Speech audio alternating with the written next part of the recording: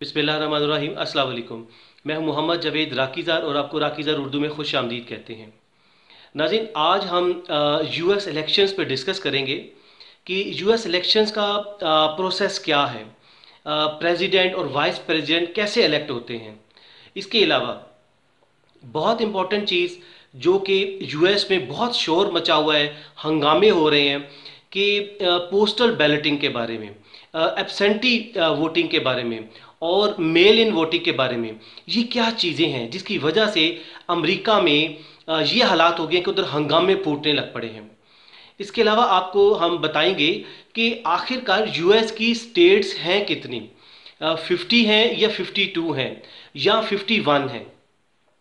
इसके अलावा आपको हम यूएस के झंडे के बारे में भी बताएंगे कि यूएस में जो 50 स्टार्स हैं उनका क्या मतलब है, जो रेड और वाइट उसमें कलर्स की स्ट्रिप्स हैं उसका क्या मतलब है।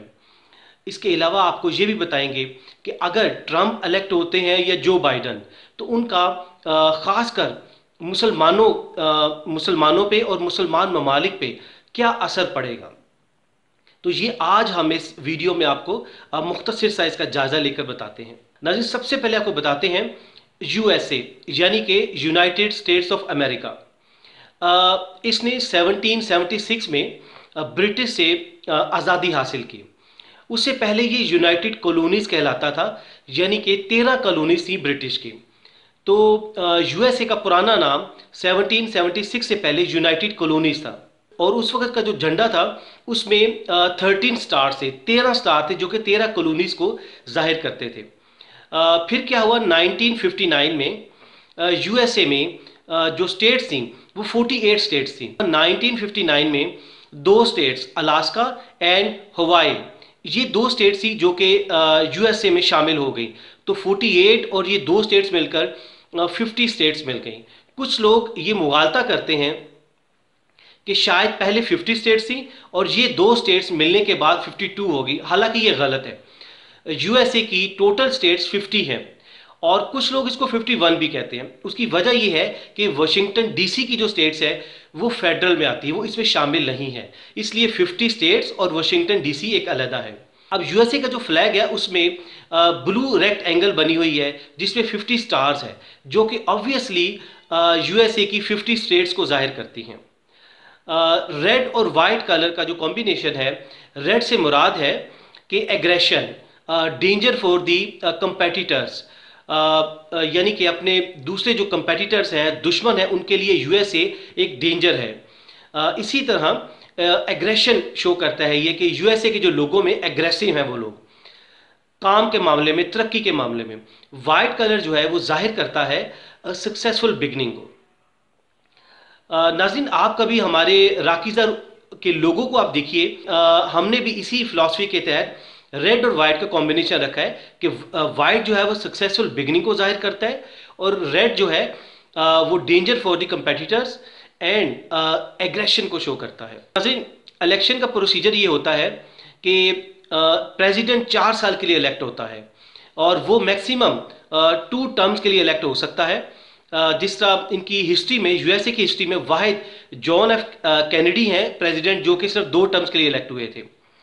इसके बाद इनका प्रोसीजर सेम इसी तरह जो पाकिस्तान में है कि इनडायरेक्ट इनकी पोलिंग होती है कि जो लोग डायरेक्ट प्रेसिडेंट को इलेक्ट नहीं करते, तो लोग क्या करते हैं, अपने इलेक्टर्स को इलेक्ट करते हैं और फिर इलेक्टर्स जो होते हैं वो प्रेसिडेंट को जाके इलेक्ट करते हैं और वाइस प्रेसिडेंट को। टोटल इनके जो 538 इलेक्टर्स होते हैं जिसमें से 270 इलेक्टर्स को यानी कि सीट्स लेनी होती है एक प्रेसिडेंट ने। इसके अलावा यूएसए में सिर्फ 2 पार्टीज हैं, एक डेमोक्रेट्स है और दूसरी रिपब्लिकन पार्टी है। इसके अलावा जो क्वालिफिकेशन है एक प्रेसिडेंट के लिए वो ये है कि सबसे पहले तो वो यूएस बोर्न होना चाहिए। दूसरी इसकी शर्त होती है कि 35 ईयर्स एज होनी चाहिए। तीसरी शर्त है कि वो यूएस में 14 ईयर्स तक वो उसका रेजिडेंट हो, उसमें रिहाइश पजीर, यानी 14 साल तक वो रहे, फिर जाके वो प्रेसिडेंट का इलेक्शन वो लड़ सकता है। इसके अलावा नाज़रीन, प्रेसिडेंट बनने के लिए 5 प्रोसीजर से गुजरना होता है। इलेक्शन का जो प्रोसेस है, सबसे पहले आता है, उसको कहते हैं प्राइमरीज एंड कॉकसेस। दूसरे नंबर पर आता है नेशनल कन्वेंशन। तीसरे नंबर पर जनरल इलेक्शंस होते हैं। उसके बाद इलेक्टोरल कॉलेज होता है और 5वें नंबर पर प्रेसिडेंट और जो वाइस प्रेसिडेंट है वो अपना चार्ज संभालते हैं 20 जनवरी को। तो ये 5 प्रोसीजर्स हैं जो कि इलेक्शन स्टेप बाय स्टेप होते हैं और फिर जाके प्रेसिडेंट और वाइस प्रेसिडेंट की सिलेक्शन होती है। लेकिन अब आपको बताते हैं कि पोस्टल बैलेटिंग क्या होती है। इसको मेल इन वोटिंग भी कहते हैं और इसके अलावा इसको एब्सेंटी वोटिंग भी कहते हैं। ये पूरे अमेरिका में इसका शोर मचा हुआ है कि पोस्टल बैलेटिंग की वजह से ट्रंप इन इलेक्शंस को फ्रॉडुलेंट करार दे रहे हैं और इनको इनएक्यूरेट कह रहे हैं। लेकिन उसकी वजह यह है कि देखिए 2016 के इलेक्शन में तकरीबन 137 मिलियन के करीब वोट कास्ट किए गए थे, यानी 13 करोड़ 70 लाख के करीब वोट कास्ट किए गए थे, जबकि यूएसए की आबादी तकरीबन 33 करोड़ के करीब है। अब हुआ यूं था कि 137 मिलियन यानी कि 13 करोड़ 70 लाख में से 24% पोस्टल बैलेटिंग हुई थी 2016 के इलेक्शन में।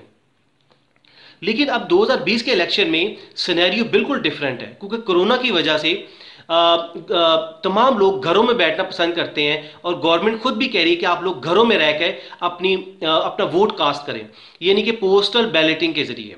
तो इसके लिए गवर्नमेंट ने $25 बिलियन का एक पैकेज दिया है कि पोस्टल बैलेटिंग के प्रोसीजर्स को, इसका इंफ्रास्ट्रक्चर को, इसके इक्विपमेंट्स को, तमाम चीज़ों पे इन्वेस्ट किया जाए, जिसके लिए उन्होंने $25 बिलियन को इस अमाउंट को डेडिकेट किया है इस पर्पज़ के लिए। अब आपको समझाते हैं कि एब्सेंटी वोटिंग क्या होती है। इसको मेल इन वोटिंग भी कहते हैं, इसके अलावा इसको पोस्टल बैलेटिंग भी कहते हैं।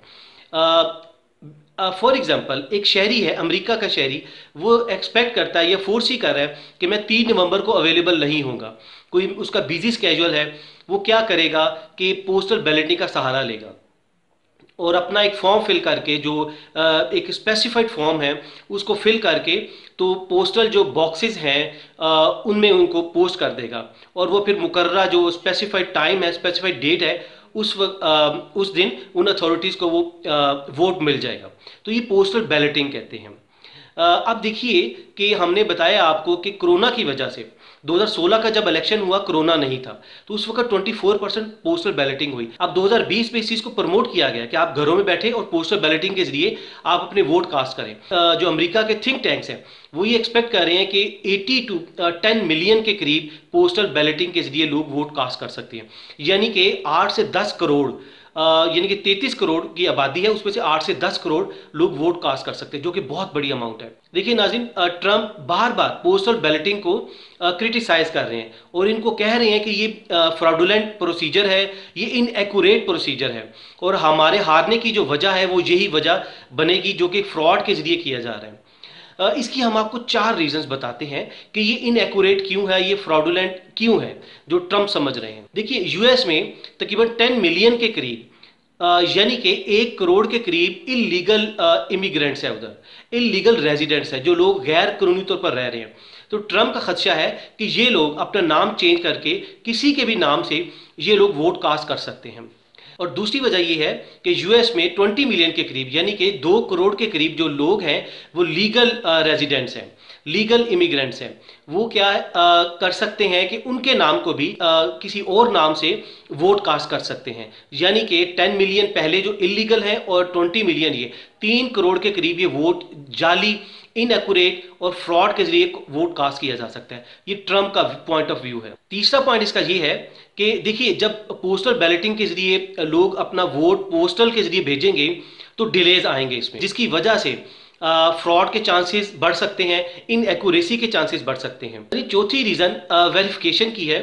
जो थिंक टैंक्स हैं और दूसरे एक्सपर्ट्स हैं वो ये कहते हैं कि यूएस की 50 रियासतें हैं, 50 में से जो 18 स्टेट्स हैं, 18 रियासतें, उसमें सिर्फ फोटो आईडी लिया जाता है। इसके अलावा जो दूसरी 14 मजीद जो रियासतें हैं उसमें कुछ भी वेरीफाई नहीं किया जाता, ये फोटो आईडी भी नहीं लिया जाता। इसका मतलब है कि 50 में से 32 स्टेट्स पे डाउट क्रिएट हो रहे हैं कि वो कोई वेरिफिकेशन नहीं हो रही, उधर लोग किसी और नाम से वोटिंग भेज रहे हैं और जो कि इनएक्यूरेसी और फ्रॉड को ये इसके चांसेस बढ़ रहे हैं उसमें। आखिर पर एक डिबेट चल रही है पूरी दुनिया में, खासकर पाकिस्तान में, कि ट्रंप पाकिस्तान के लिए बेहतर नहीं है जो बाइडन, इनकी पॉलिसीज मुसलमानों पे, पाकिस्तान पे क्या इम्पैक्ट करेगी। देखिए हम आपको इसका बिल्कुल सिंपल आंसर देते हैं कि चाहे ट्रंप आए, चाहे जो बाइडन, चाहे ओबामा आए।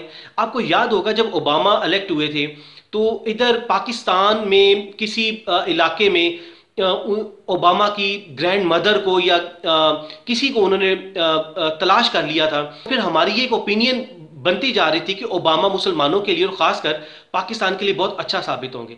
हालांकि ऐसा नहीं होता।